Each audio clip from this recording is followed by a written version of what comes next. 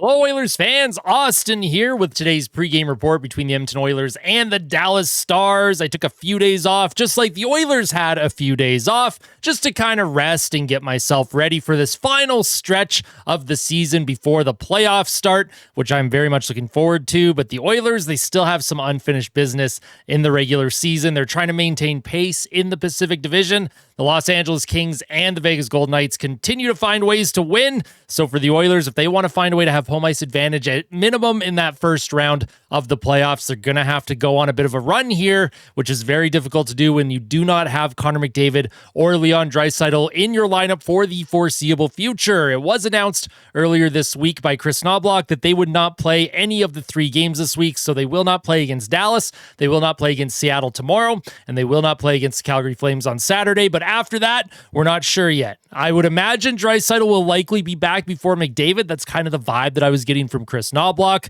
But until we know for sure, we're just going to have to roll with it and hope that players like Ryan Nugent-Hopkins continue to find success without the big guns on the team. Nuge was channeling his inner first overall pick back in 2011, getting a hat trick in the Oilers' last game, and hopefully they can continue that momentum. Jeff Skinner continues to score, so hopefully the team by committee can continue to find a way to produce some offense and find a way to win some more games without their 2 leading superstars. Now, if you end up enjoying this pregame report, just make sure to smash that like button. It goes a long way in supporting the channel. And as always with these pregame reports, we're going to go through the projected lineups. We're going to do the game day stats and numbers. We'll do the keys to the game, players to watch, and of course, the score predictions. So make sure to let me know all of your thoughts in the comments section below. I love reading all of your comments. I love hearing your predictions. It's a ton of fun. And as again, a friendly reminder, after the game tonight, make sure to find me on Twitter or x.com at ahockey1993,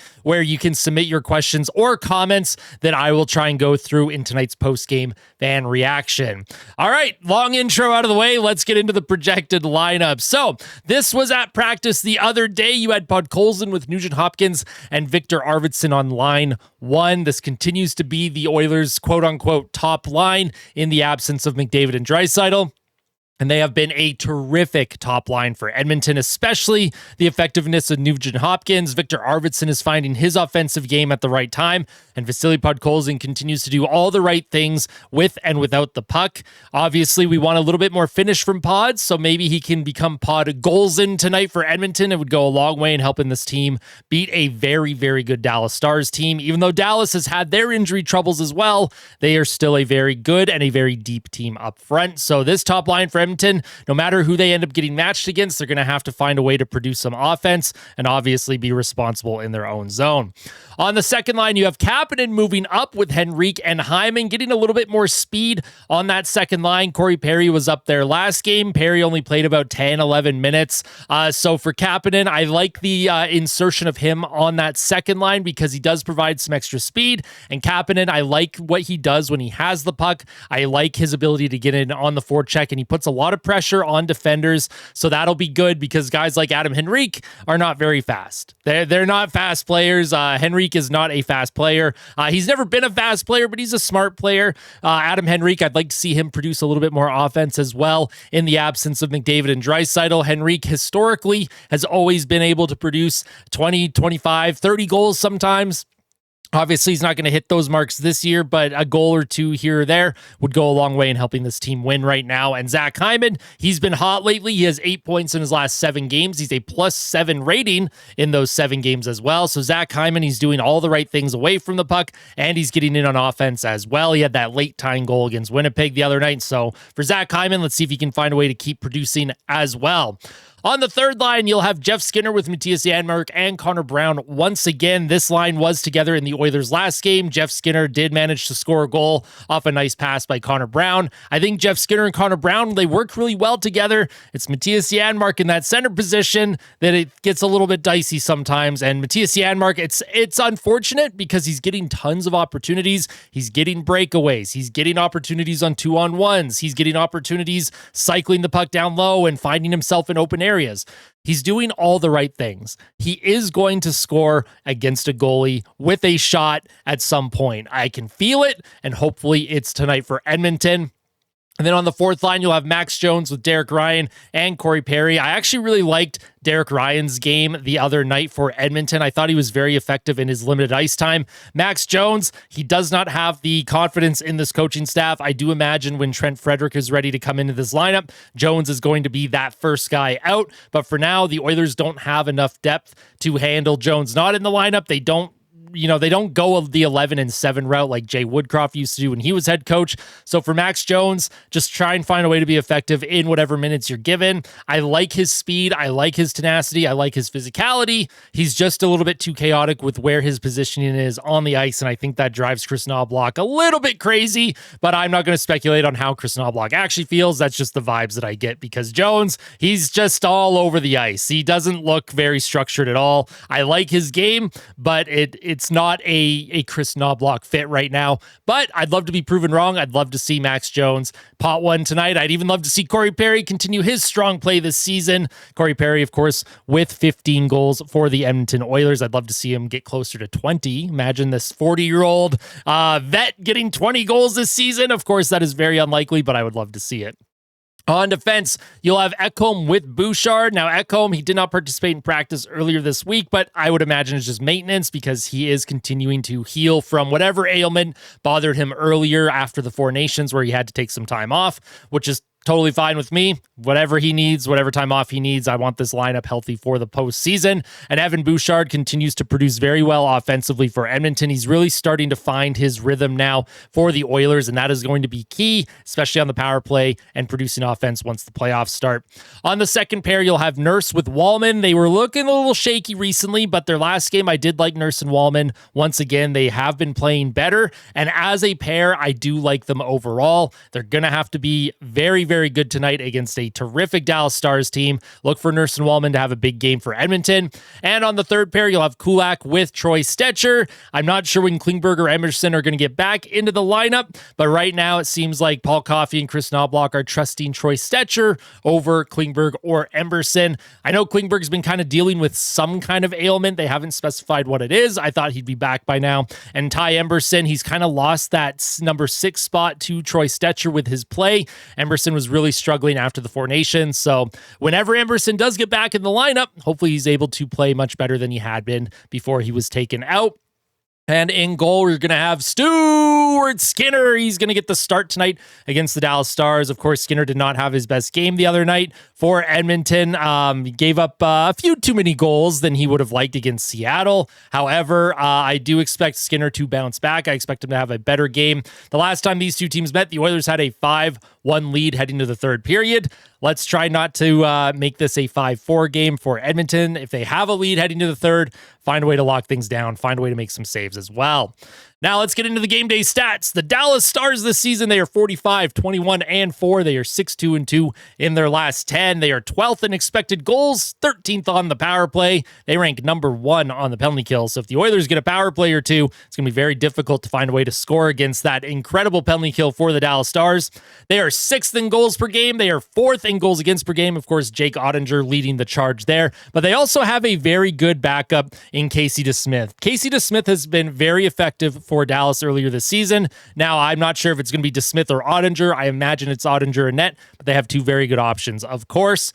Corsi 4 ranks 11th, and shots for percentage ranks 15th. So the Dallas Stars, once again, they have incredible finish. They have incredible offense. They have good depth. Their defense, when healthy, is one of the deepest in the entire NHL. But their 5-on-5 metrics overall are not super strong. If you're Edmonton, you're going to have to find a way to produce at 5-on-5 because it's going to be very difficult to produce on the power play against that penalty kill unit for Dallas. And of course, if you're taking penalties, their power play is very respectable and they can make you pay as well. So for Edmonton, be responsible at 5-on-5 tonight. For the Oilers, speaking of Edmonton, they are 41-24-5. They are 6-3-1 in their last 10 games. They rank 4th in expected goals. They rank 7th on the power play. They rank 20th on the penalty kill. That penalty kill that is just up and down like a roller coaster all season long. Hopefully they can get some major consistency in the postseason. Goals per game, they rank 7th. Goals against per game, they rank 14th. Corsi 4, they rank 4th. And shots for percentage, they rank 2nd. So the Oilers all season long at 5-on-5 have been a good puck possession team, a good shot metric team, a good high danger chance team. They just have to find a way to get a little bit more production, a little bit more finish, as you will, and they're going to have some success here. And even without McDavid and Draisaitl, if they play like they did against Seattle, and if certain guys are rolling like Nugent-Hopkins, I'm not expecting Nuge to get a hat trick every night, obviously, but it's really good. It's a good sign. It's a good sign and a great opportunity.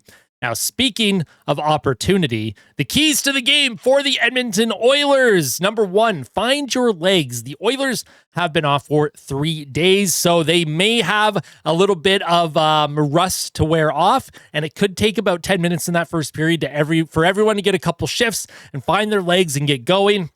So if that is the case, just hold down the fort for that first 10 minutes of the first period, find your legs, and then get going on the attack. Number two, what is going to be very instrumental in this team's success tonight is if Chris Knoblauch is rolling all 4 lines. He has to roll all 4 lines because when you're without McDavid and Draisaitl, you cannot rely on specific players as much as you rely on them. Everybody has to get the opportunity to produce. Everybody deserves this opportunity, which is number 3 key to the game. This is an opportunity not only tonight, but moving forward because they have Trent Frederic waiting to get in the lineup. They'll have Evander Kane waiting to get in once the playoffs start. They'll have McDavid and Draisaitl back. Those are 4 forward positions that when these players are back in, who is coming out of this lineup? So these players right now, they are playing for that opportunity. They are playing to show that they deserve and belong in this lineup for the postseason. This is more than just a 1-game sample for them. This is a huge opportunity for everyone in that bottom 6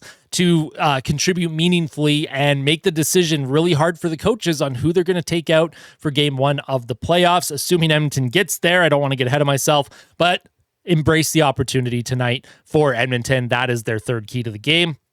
For the Dallas Stars, number 1 key to the game, attack off the rush. If you catch Edmonton a little bit dopey, a little bit sleepy tonight, it's a late start, 8 p.m. local time here in Alberta, attack off the rush. The Oilers all season long have been a terrible rush defending team. You attack off the rush, and this team is in absolute fits. So for Dallas, they have some speed in this lineup. They have guys like Wyatt Johnston, Rupe Hintz, Mikko Rantanen.